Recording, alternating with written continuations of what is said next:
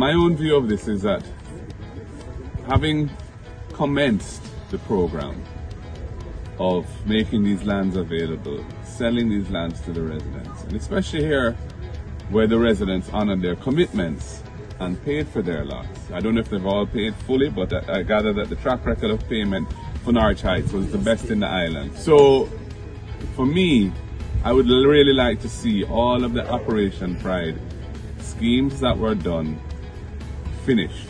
I'm not comfortable with the idea that they were left in a state where people benefited tremendously, yes, but there's still this lingering issue, whether it be roads, whether it be titles or whatever. So I have actually been with Paul, who was very involved in the program originally.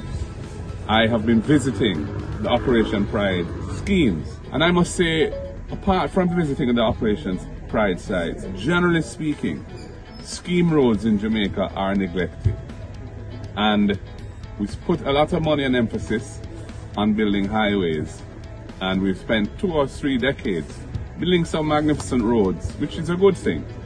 But I believe time comes to pay attention to the roads where people actually live and which they have to drive on or traverse on a daily basis, because it is no doubt a source of great frustration and expense when you have roads in a very poor condition. The wear and tear on your vehicles is that much worse, and the costs related to that.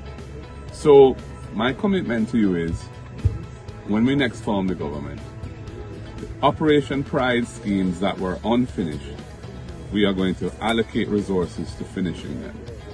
And scheme roads generally will be given priority under our government, because having, as I said, and I visited many schemes around the place, and they are plagued with terrible road conditions, many of them.